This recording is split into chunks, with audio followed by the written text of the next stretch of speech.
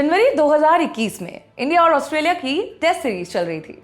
India की आधी team चोटिल थी, विराट कप्तानी नहीं कर रहे थे। ऐसे विपरीत परिस्थितियों के बावजूद इंडिया ने ऑस्ट्रेलिया को उसी की जमीन पर शिकस्त दे दी। सारा देश जश्न मना रहा था। टीम इंडिया के नाम दी गई बधाइयां वायरल हो रही थी, लेकिन बधाइयों के मैसेज के साथ एक फोटो भी वायरल हो रही थी जिसका क्रिकेट जगत से कोई लेना देना नहीं था। फोटो थी बॉबी देओल की फिल्म सोल्जर। बॉबी ने टूटा हुआ नकली हाथ लगा रखा था और जैकेट के अंदर से अपने असली हाथ में बंदूक थामी हुई थी। लोग फोटो के साथ लिखने लगे कि ऑस्ट्रेलिया को लगा कि वो चोटिल इंडियन टीम के साथ खेल रहे हैं, लेकिन गेम कुछ और ही चल रहा था।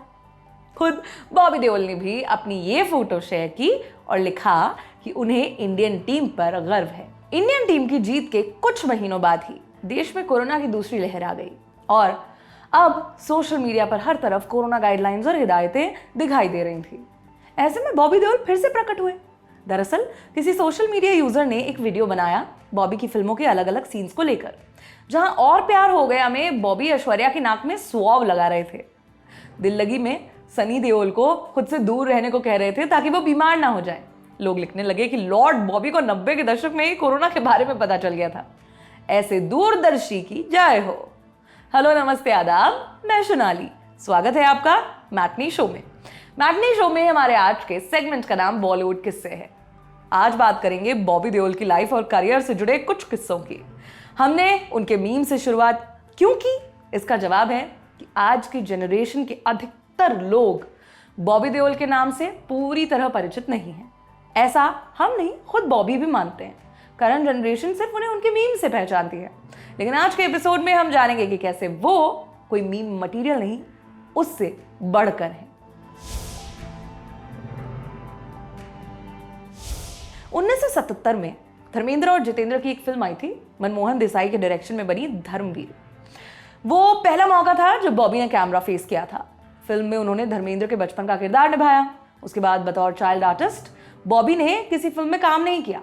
मीडिया रिपोर्ट्स की माने तो धर्मेंद्र को चिंता थी कि कहीं बॉबी चाइल्ड आर्टिस्ट बनकर ना रह जाए, जबकि धर्मेंद्र खुद बॉबी को अपनी एक फिल्म में लाना चाहते थे, वो भी बतौर चाइल्ड एक्टर ही। हुआ यूं कि 80 के दशक में धर्मेंद्र ने एक हॉलीवुड फिल्म देखी, नाम था एस्केपेड इन जापान।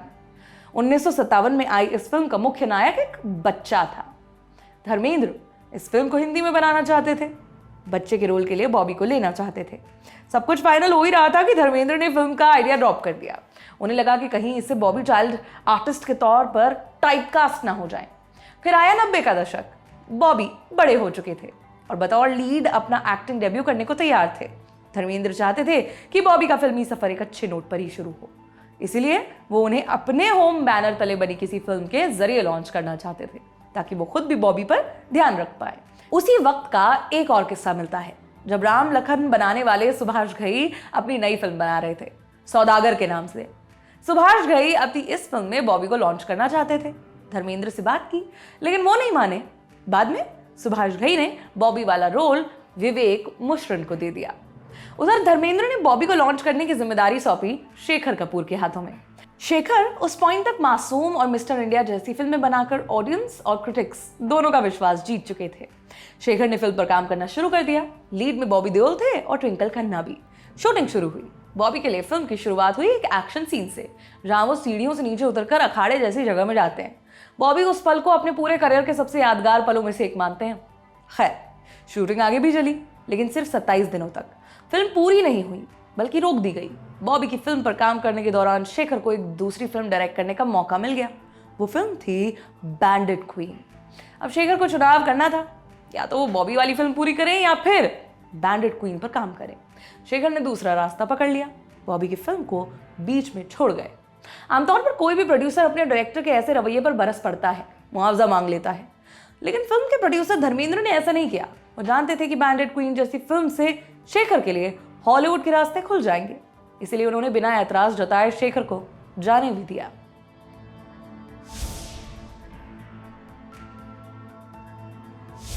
उन्नीस में धर्मेंद्र ने अपनी प्रोडक्शन कंपनी खोली, विजयता फिल्म्स के नाम से। इस बैनर तले बनने वाली पहली फिल्म थी बेताब, सनी देओल की डेब्यू फिल्म। धर्मेंद्र ने उन्हें अपने होम प्रोडक्शन की फिल्म के जरिए लॉन्च किया था। अब छोटे बेटे बॉबी के लॉन्च होने का वक्त था। धर्मेंद्र ने जो काम सनी के करियर के लिए किया, सनी वही अब बॉबी के लिए करना चाहते थे। एक मेंटोर बनकर बॉबी की पहली फिल्म का काम सुपरवाइज करना चाहते थे। देओल फैमिली ने राजकुमार संतोषी को अप्रोच किया। संतोषी ने फिल्म पर काम शुरू कर दिया। लीड में बॉबी और ट्विंकल खन्ना की जोड़ी फिर से लौटी, मगर इस बार फिल्म पूरी हुई बरसात के टाइटल से। संतोषी पहली फिल्म के लिए जान और बादल जैसे टाइटल संरक्षित करना चाहते थे, लेकिन उन्हें दोनों ही टाइटल नहीं मिल पाए थे। इत्तेफाकन आगे चलकर ट्विंकल खन्ना ने जान और बॉबी ने बादल नाम की फिल्मों में काम किया। बरसात की शुरुआत से लेकर अंत तक सनी फिल्म को सुपरवाइज कर रहे थे, जिस वजह से उन्होंने खुद 1 साल तक काम नहीं किया। फिल्म के अधिकतर हिस्से मैसूर, मनाली, मुंबई और बेंगलुरु में शूट हुए थे। शूट पूरा हो चुका था, लेकिन सनी एक चीज से बहुत असंतुष्ट थे। वो था फिल्म में बॉबी का इंट्रो सीन। इंट्रो सीन को यादगार बनाने के लिए पूरी टीम यूरोप पहुंच गई। पहला स्पॉट था इटली का एक गांव, जहां सीन के मुताबिक बॉबी को एक असली टाइगर से लड़ना था। बॉबी को डर भी लगा, लेकिन किसी तरह उन्होंने अपना पूरा सीन शूट कर लिया। उसके बाद टीम पहुंची यूनाइटेड किंगडम के लेक डिस्ट्रिक्ट में। सनी चाहते थे कि बॉबी के घुड़सवारी करते हुए कुछ शॉट्स ले लिए जाएं। फिर क्या था, बॉबी को घोड़े पर बिठा दिया गया। वो घोड़ा दौड़ रहा था। अचानक से क्या हुआ पता नहीं कि घोड़ा दौड़ते दौड़ते एक दूसरे घोड़े से जा टकराया। टक्कर भीषण थी। बॉबी जमीन पर आ गिरे, उनके पैर की हड्डी टूट गई। इलाज के लिए इंग्लैंड के एक अस्पताल में एडमिट किया गया, जहां 2 बार बॉबी का ऑपरेशन भी हुआ। उनके पैर में सपोर्ट के लिए रॉड फिट की गई, जिसे अभी तक नहीं निकाला गया है। बॉबी का एक्सीडेंट ऐसे पॉइंट पर हुआ जब फिल्म पूरी हो चुकी थी। बस उनके हिस्से की डबिंग बची थी, जो उन्होंने इंग्लैंड में रहकर पूरी की। लंबे समय तक बॉबी का इलाज भी चला। उधर फिल्म रिलीज हो गई। बॉबी और ट्विंकल के काम को सराहा जा रहा था। फिल्म के गानों को पसंद किया जा रहा था। बॉबी भी उस वक्त तक इंडिया आ चुके थे, लेकिन अपनी रिकवरी के लिए मुंबई के ब्रीच कैंडी अस्पताल में एडमिटेड थे। यही वजह थी कि उस साल के फिल्म फेयर अवार्ड्स में बॉबी अपने बेस्ट मेल डेब्यू का अवार्ड रिसीव करने नहीं जा पाए थे। आयोजकों ने हॉस्पिटल में जाकर उन्हें अवार्ड भी थमाया था।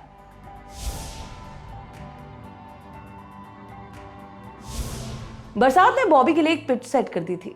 अब बस उन्हें टिक कर खेलना था और अपना करियर मजबूत करना था, जो कि उन्होंने किया भी।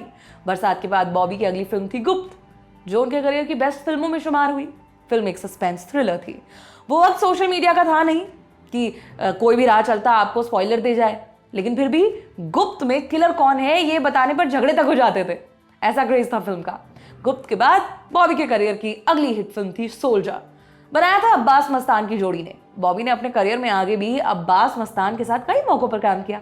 सोल्जर की बात करते चले तो सोल्जर सोल्जर गाने को कौन भूल सकता है। फिल्म में प्रीति जिंटा का किरदार ये गाना गा रहा होता है। प्रीति जिंटा यानी प्रीतम सिंह। नहीं ऐसा हम नहीं कह रहे हैं, बल्कि बॉबी उन्हें इसी नाम से बुलाते हैं। दरअसल बॉबी और प्रीति बहुत पुराने दोस्त हैं। वो बॉबी ही थे जिन्होंने सोल्जर के लिए अब्बास मस्तान को प्रीति का नाम रेकमेंड किया था। फिल्म के इस गाने से जुड़ा एक और छोटा सा किस्सा है। गाने का वीडियो देखिएगा। उसमें बॉबी ने हाफ स्लीव टी शर्ट पहना हुआ है। बॉबी वो टी शर्ट नहीं पहनना चाहते थे। वजह थी कि उन्हें स्किन शो करने में शर्म आती थी। उन्हें आप 90 के दशक का एंटी सलमान खान भी कह सकते थे। खैर, किसी तरह बॉबी की पत्नी तान्या ने उन्हें कन्विंस किया और Bobby half sleeve T shirt के लिए मान गए। सोल्जर के बाद बादल, बिच्छू, अजनबी और हमराज उनकी बड़ी फिल्में साबित हुई। हालांकि उस दौर में आई उनकी फिल्में करीब और दिल लगी के लिए इन्हीं के जरिए उनके हिस्से तारीफें भी आई। बॉबी देओल ने अपने करियर में अमिताभ बच्चन से लेकर अक्षय कुमार जैसे सुपरस्टार्स के साथ काम किया। फिर भी उनकी बड़ी और यादगार फिल्मों की लिस्ट में चंद नाम ही रहे।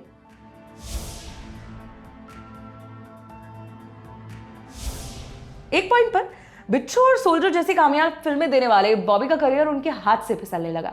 चमकू, थैंक यू, प्लेयर्स को मिले बॉक्स ऑफिस रिस्पांस ने उन्हें निराश कर दिया। वो दौर गुजर चुका था जब वो एक बैंकेबल एक्टर हुआ करते थे। प्रोड्यूसर्स ने उन्हें अप्रोच करना भी बंद कर दिया। जब बॉबी खुद से कहीं बात चलाते तो उन्हें सिर्फ बहाने सुनने को मिलते। ऊपर से मीडिया ने भी घोषित कर दिया था कि बॉबी देओल का करियर अब बिल्कुल खत्म हो चुका है। नेगेटिव रिपोर्टिंग और फिल्म इंडस्ट्री के रवैये ने उन्हें आहत किया, इतना कि वो धीरे धीरे डिप्रेशन के कैद में जकड़ने लगे, शराब का सहारा लेने लगे। बॉबी खुद से उम्मीद हार चुके थे। काम ढूंढने की कोशिश तक बंद कर दी। पूरा दिन घर पर रहते। एक दिन उनके बेटे ने अपनी माँ से पूछा कि पापा पूरे दिन घर पर क्यों रहते हैं? वो आपकी तरह काम के लिए बाहर क्यों नहीं जाते? बॉबी ने ये बात सुन ली। बेटे का इतना कहना काफी था उन्हें उनके बुरे फेस से बाहर लाने के लिए। मन में ठाना कि अपने अच्छे दिन वापस लाने हैं, अच्छा काम करना है। इंडस्ट्री में काम तलाशने की भूख जाग उठी। उन्होंने प्रोड्यूसर्स से मिलना शुरू किया।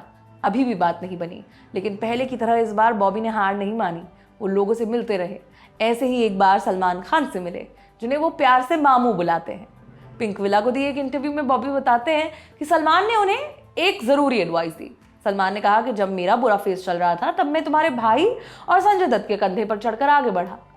तुम्हें भी किसी एक्टर के कंधे पर चढ़कर आगे बढ़ना ही होगा। बॉबी ने बात सुनी और सलमान से ही उनका कंधा मांग लिया। मतलब लिटरली नहीं, बॉबी ने कहा कि मुझे आपके कंधे पर चढ़कर आगे बढ़ना है। बस सलमान मान गए और इस तरह बॉबी को मिला अपना बड़ा कमबैक रेस 3 के फॉर्म में। सिनेमा के लिहाज से रेस 3 कोई महान फिल्म नहीं, हाँ मीम्स के लिहाज से जरूर है। फिर भी रेस 3 को मिली बड़ी ओपनिंग ने बॉबी का करियर रिवाइव करने में उनकी काफी मदद की। बॉबी खुद को समय के साथ अपडेटेड रखना चाहते थे, इसलिए मेन स्ट्रीम सिनेमा के साथ साथ OTT स्पेस में भी गोता लगा ही लिया।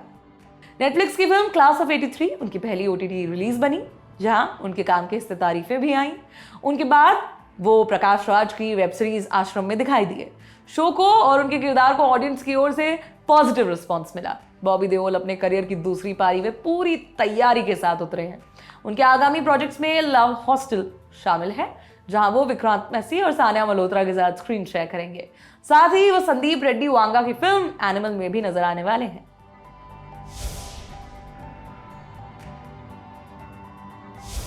दो 2005 में इम्तियाज अली ने अपनी डेब्यू फिल्म बनाई सोचा ना था। देओल परिवार के सदस्य अभय देओल को इस फिल्म में लॉन्च किया गया। बॉबी ने फिल्म देखी और उन्हें बहुत पसंद आई। फौरन इम्तियाज को फोन किया कि मैं तुम्हारे साथ काम करना चाहता हूँ। इम्तियाज उस वक्त जब वी मेट की स्क्रिप्ट पर काम कर रहे थे, जिसका टाइटल उस समय गीत था। मसला ये था कि इम्तियाज को अपनी कहानी के लिए कोई फाइनेंसर नहीं मिल रहा था। दूसरी ओर श्री अष्टविनायक स्टूडियो बॉबी के साथ काम करना चाहता था। बॉबी ने स्टूडियो के सामने एक शर्त रखी कि स्टूडियो को बतौर डायरेक्टर इम्तियाज को साइन करना होगा।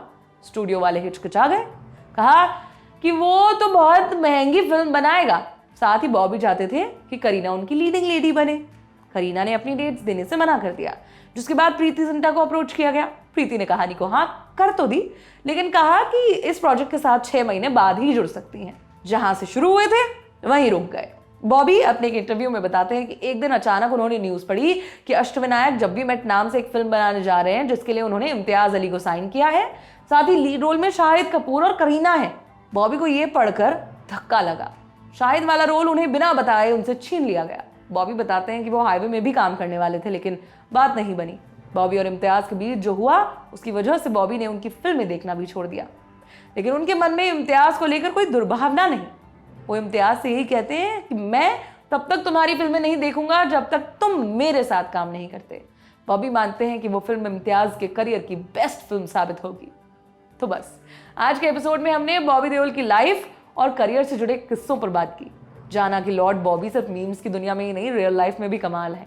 ओके, खत्म, टाटा बाय बाय करने से पहले छोटा सा किस्सा और जान लीजिए।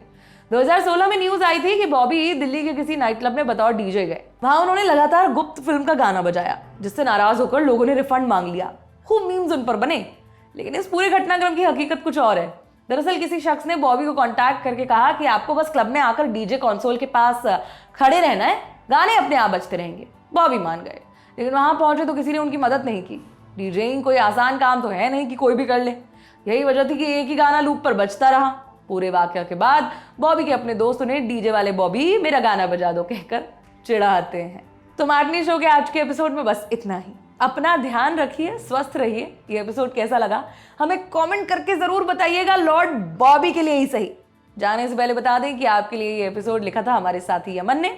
मुलाकात अब अगले एपिसोड में होगी, तब तक के लिए बहुत बहुत शुक्रिया।